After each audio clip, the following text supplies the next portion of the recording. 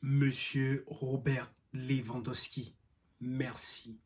Merci, monsieur.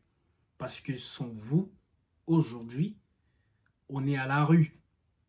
On est à la rue. Je comprends maintenant pourquoi le grand, le flic, le monsieur Hans-Dieter Flick, il a décidé de garder ce bonhomme.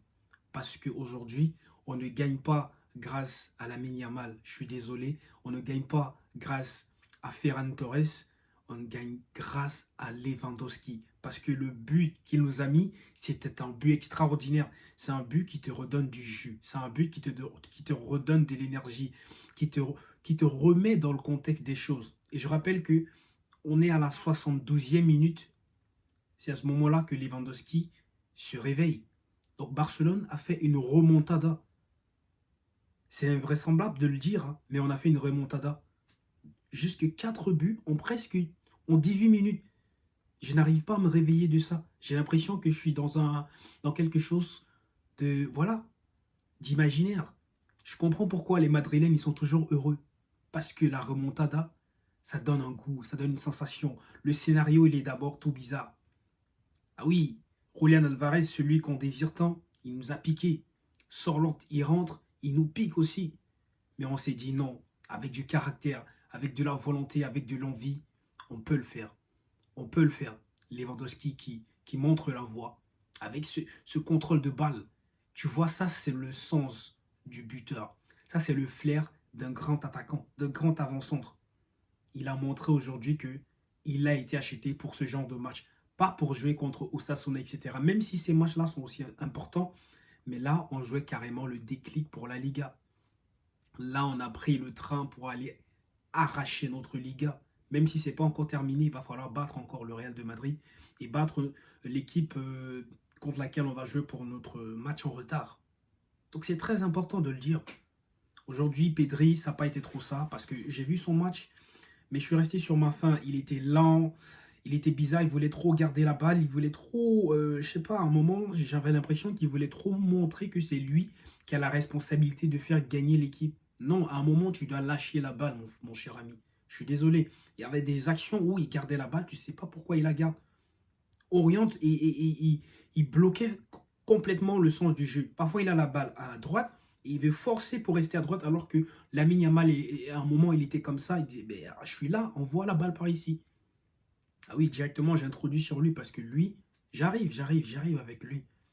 Avant d'arriver chez lui, on a d'abord parlé de Jules Koundé.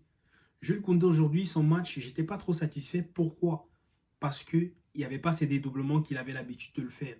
Mais je le comprends aussi parce que sur le côté, il y avait le latéral droit là, de l'Atlético, latéral gauche, je ne sais plus trop. Il prenait beaucoup de la profondeur. Donc si il se laissait bouffer par ce gars, c'était terminé. Le repli défensif, le temps de s'aligner, etc.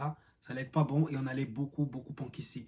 Aujourd'hui, sa connexion avec Lamine Yamal, c'était pas trop ça. Les deux, ils ont fait un match calamiteux, un match nauséabond, un match qui puait la mettre, surtout Lamine Yamal. Un match qui, franchement, pour moi, c'est un 3 sur 10. Avant qu'il ne marque, le match de Lamine Yamal, pour moi, c'est un 3 sur 10. À un moment, je me disais, mais pourquoi est-ce que Flick ne le fait pas sortir? Mais j'ai compris. On ne l'a pas fait sortir à cause de ce genre de match, à cause de ce genre d'action, où il te met une frappe.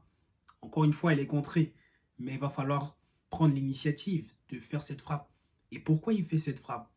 Parce que derrière, il y a eu quoi? Il y a eu du caractère qu'on a montré. On était déjà à 2-2, je crois. Et là, il fait cette frappe.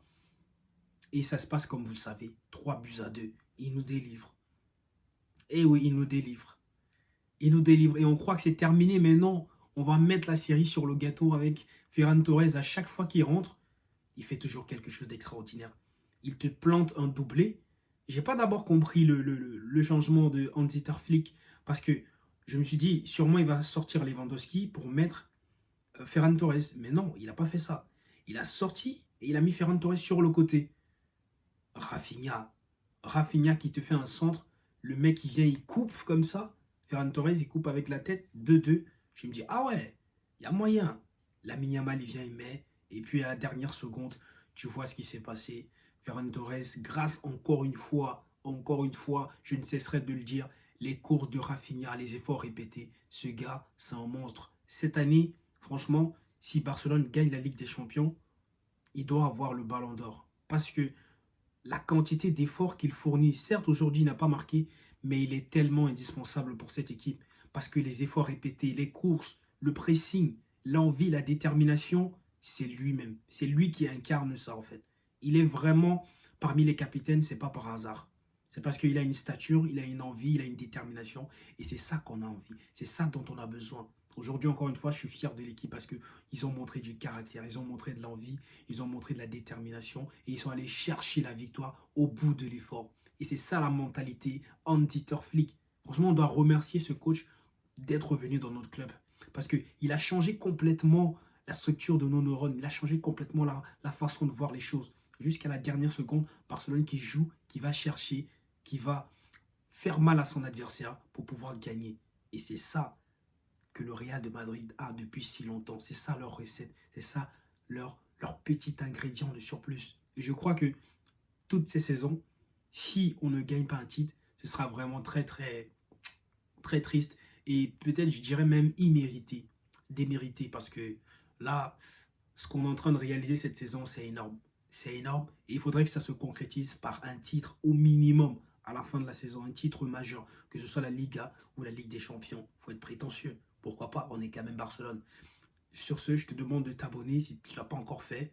Et disons-nous rendez-vous pour la semaine prochaine pour encore un nouveau débrief et la paix sur toi.